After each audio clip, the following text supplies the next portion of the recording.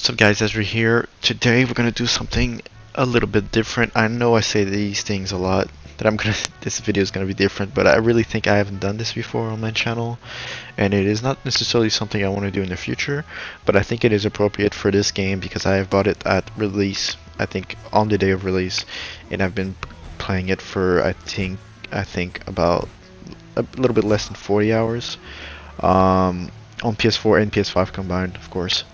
Not flexing, I'm just saying. So let's get right into it. Okay, so first of all, I want to talk about the game modes available right now in Chivalry 2. Of course, all of what I'm about to say is subject to change because according to the devs, the game is gonna receive quite a bit of updates, a lot of support, you could say. But anyway, right now there's only 3 modes really. Multiplayer modes, that is, where you have 64-player mixed mode, 40-player mixed mode, and free-for-all. Okay, so already I think there's a problem there because the strength of this game is the gameplay, and you don't have a competitive, really small amount of players game mode. So like a 1v1 or 2v2 or something like that. It needs to be in the game as soon as possible because these game modes will allow new players to develop their skills in combat, because let's be fair, when you're getting hit by 4 different people, you're not learning anything, you're just surviving, right? The same with real life. If you want to learn how to fight, you need to train with a partner, okay? This is a video game. I really believe that if you want to get good in this game, and if they want to welcome new players, they need to put a 1v1 mode in. It absolutely needs to be done. That said, are the available game modes good? The free-for-all is meh.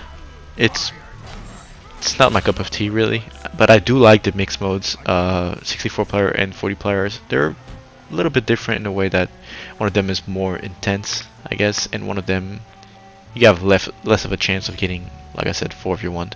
So it's all up to personal preference. But the 64 player mixed mode is really where you get that sense that you're in a real battlefield. This game is pretty grounded. As you can see, there's not much. It's not flashy. You don't have flashy customization options. It's pretty grounded in that way, and I appreciate it for it. But we're going to talk about customization later and how that realism could hurt the game in the future. So, in addition to these 3 multiplayer modes, you have an online practice, which is laughably lacking in content. I mean, you have not a lot of settings to change when you do the offline practice, sorry. And the bots are trash, so you're not gonna learn anything. It's really like the first time you play, you're gonna boot this up and you're gonna be like, oh, because this is easy. But then once you play on multiplayer, you realize that there is a meta to this, and there's a lot of things for you to learn. The tutorial is pretty nice. They put a lot of effort into it. Maybe I'll put some footage of it, maybe not. I don't know. It depends on if I'm lazy or not. But the tutorial is actually pretty challenging for some. I guess you recognize yourself if you hear this. So yeah, the tutorial is appreciated. That brings me to my biggest criticism, is that there's a lack of content in this game, and the main reason is because there's no single player story mode. Now I understand that this is in the name of the game, it's multiplayer medieval warfare, but once you don't have a story mode, you start to lose me in the sense of, is this game worth it? Because I don't know if I can recommend this to people that, to most people. It's a pretty niche game. Like, if you like medieval games, buy this. If you like fast-paced combat games, buy this. If you like For Honor, buy this. If you like Battlefield, buy this. But would I recommend this to like somebody I just met? Absolutely not, because they're gonna be like, okay, so this is just multiplayer, you know. But we're gonna talk about the worth of this game later on. Like I'm gonna tell you if I think this game is worth it at its price right now. But yeah, the lack of story is disappointing, and not a lot of settings for the local modes. I mean, there's one local mode, and it's, like I said, it's laughably bad. And but anyway, like, since this game is mostly multiplayer, now that I've talked about the lack of story, I think that covers it. Now we're gonna jump into multiplayer. The party system, I've had a little bit of trouble cross-playing with PS5 and PS4 because apparently now that I play on PS5, if I get invited by a PS4 player, I need to download another Chivalry 2 version, which is PS4, and that was kind of not intuitive at all. But other than that, the party system works just fine. But I just wish you could see your teammate better, because you can see in your game like who's the guy that you party up with, but their names are so small and you don't see them at a distance, and it's just like, you know, if I team up with someone, I want us to stick together and, you know, get the advantage that communication has between us. The game just doesn't really put this feature forward, let's just say. Okay, so the graphics. I think this game looks pretty good. I have no complaints in the graphics department, honestly. I mean, as you can see, it's bloody, it's gory. That's one of the best things. It's super satisfying to bash some fucking heads with a sledgehammer, to be completely frank. It's really very satisfying. I think the graphics do a good job of helping the game with realism. But that brings me to my next point, the performance. Now, this is an issue for me, because on PS5 this game runs at 60 FPS either in quality mode or in frame rate mode, but on PS4 it is at 30. Now, I know that basically no game on PS4 allow you to change this, like frame rate and quality modes. I understand that, but a multiplayer game as fast-paced as this should always be 60 frames per second. Okay, I mean, Battlefield 4 on PS4 that released in 2013 is 60 frames per second, and so is Battlefield 1, and so is Battlefield. You know, there's tons of games that are 60 frames per second, and I just don't. Sorry guys, I was interrupted right there. Yeah, there's tons of games that are 60 frames per second nowadays, and I just don't see a good justification for why this game is 30 FPS on PS4. So yeah, let's talk about the combat. I think the combat fits perfectly into the description of easy to learn, hard to master. I think it's true for this game, because you can definitely play well when you start off, but once you're against somebody who knows what they're doing, you will be completely obliterated, and you will realize that you have much to learn.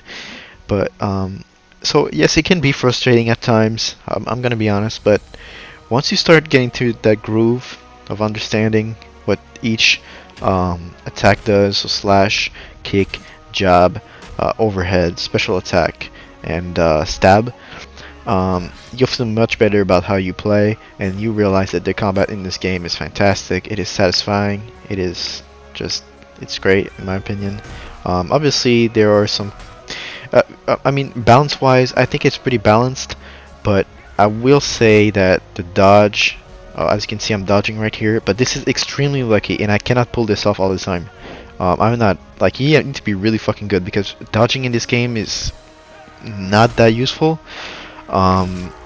because unlike other games, it's not a simple matter of you press a button and you will magically dodge the incoming attack. No, you need to actually not get hit while you do it.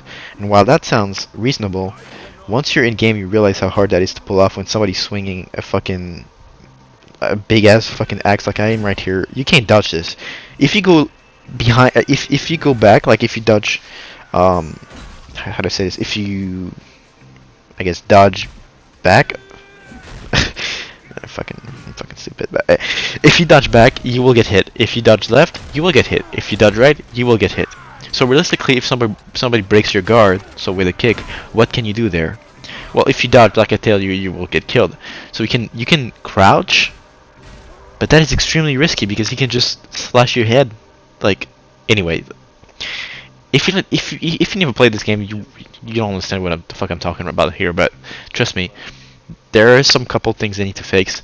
The knight is clearly superior to every other class, in my opinion, because you can have a great range, great damage, and great armor. You don't have a lot of speed, but there's not much of a speed difference from an archer and a knight apparently. Like if you're an archer and you're walking back, that is very slow. If you're a knight going forward, you're faster than the archer. Okay, so if a knight is pursuing you, he has a good chance of catching up to you and fucking destroying you, and that is a problem. Let's talk about the lore of the game. There's not much to it in this game, unfortunately. It's not like For Honor where the lore is kind of interesting. It's not. There's the blue guys and the red guys. It's classic good guys versus bad guys. I mean, one of them is like without mercy, we kill people, we fucking slaughter them, and the other is like for justice, for God, all that bullshit. So it's not that interesting. It's only two factions. I wish there was another faction. I wish, like I said, there was an actual story behind it. But from now by now you understand that this game is not. It's not story based. You know, it's just gameplay basically, which is unfortunate. Now the customization options, I like them. I think the progression is reasonably quick, but the problem with the customization is there's not a lot there to motivate you, because the game is tries to stay really in that lane of realism or of believability, and that can play to its disadvantage in the future when people just don't see any cool armors that they want to purchase and they have nothing to keep playing for. So yeah, so the classes in this game, there are four main classes. You have the Archer, the Vanguard, the Footman, and the Knight. The Archer, pretty obvious what he does. The Vanguard is this guy with less of a defense, I would say, and he's like, how can I say, like the big tough guy. The Footman are people with longer weapons, so better range, and they are decently armored, and the knights are the most armored, and they obviously have great range, great health, great armor, but not so much speed. I believe the knights, like I've said just now, that they are the most powerful class for 1v1s, and they are clearly the most used. There are 3 subclasses for each one of these classes I just named. The Archer has 3, Vanguard has 3, etc. The Archer, you can have either a bow, a crossbow, or a javelin. The Vanguard, you can have 2 big axes. You can have one big axe and throwing knives, or you can have, I believe, a shield, but I'm not sure. The Footman, you can have a big, long range weapon. So, not throwable weapon. I mean, all weapons are throwable, but I mean, like a really big fucking axe. You can have a shield with a medium-sized axe or whatever. And when I say axe, it's like it can be a sword or like a, not a stick, but you know, like a cudgel, I think is the name of. So there's a lot of options for you to choose from, and they each have different stats, which is cool. The knights, I think you have Guardian. I believe you have, so Guardian is like a knight with a shield. But you understand what I mean. Like each of the classes, you can have a shield, blah blah. They each have their advantage and disadvantages, and I think they're pretty balanced in that aspect. So yeah. So I presented the game to you. I've shown you gameplay. What do I really think about this game? Do I see a future for it? And my answer is yes. But it needs to have constant updates, because this game already doesn't have much content. I don't see myself play this for another year. No way. Like, even if they add content, I will not. But I could play this for another couple of months if they do add content. So it's all gonna be it's all in the hands of the devs. Okay, this game is pretty niche. But it fills a place, I could say, in some players' hearts that like medieval warfare, that they like combat games, but not fighting games. If you know what I mean. Like me, I don't I hate like fucking games where you have to press square, square, triangle, circle, and R1 to fucking throw something, you know, like in Mortal Kombat or Injustice. I don't like games like that, but I'm a big fan of games like Smash, and I like the concept of For Honor, even though it was disappointing in the end because it was a broken mess. So yeah, I do see a future for this game. I think it's one of those games where the community is going to stay strong for a while, in the sense that um, a lot of players are going to leave quickly, but the ones that are going to stay are going to be dedicated fans, and they, since like I said, they don't have another better game to play in the same genre, I believe this game will be playable, multiplayer playable on any platform for a while. Now, is it worth it at this price? Is this game worth it at $55 Canadian? Right now, I would say do not buy this game, for the one and only reason that you need to wait for a deal. Because if you did not buy this game at release, just wait for a deal. Because right now people are already level like 15, 20, you know, like me, like they have a good grasp on the controls. They know how to move their characters in an intelligent way, relatively, I would say. And we know how to play the game. If you buy this game right now, you will come to multiplayer fresh off the tutorial and offline practice, and you will get absolutely obliterated, and you will be food for the wolves. But if you wait for a deal, whether that's $5 or $10, a lot more, a decent amount of players will buy this game because they see the deal, and they will be new players for you to compete with. And that is the smart move to do. Do not buy this game right now.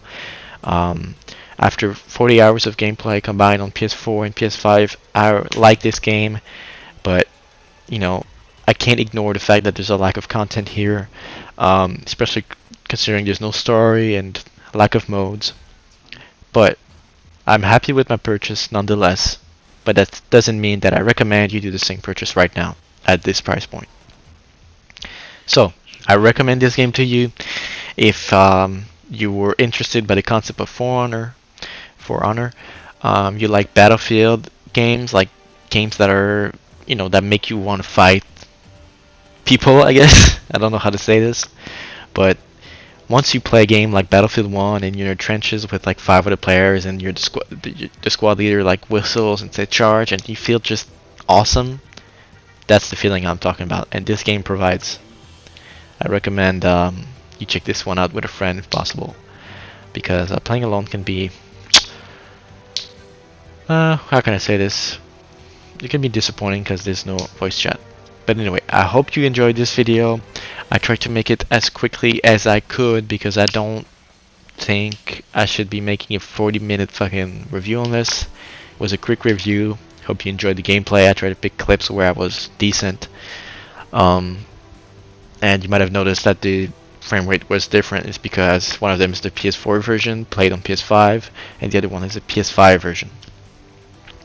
So, tell me if you liked this video. If you did, drop a like, drop a comment, stay safe, watch out for the crazy people on the street, there's a lot of them, and I'll catch you in the next one. It's been Zesri. Have a good day.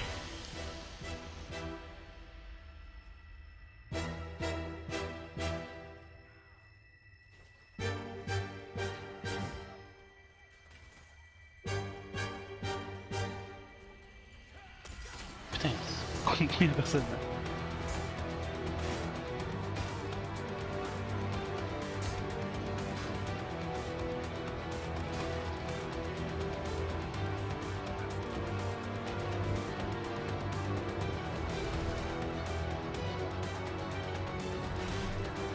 President Biden.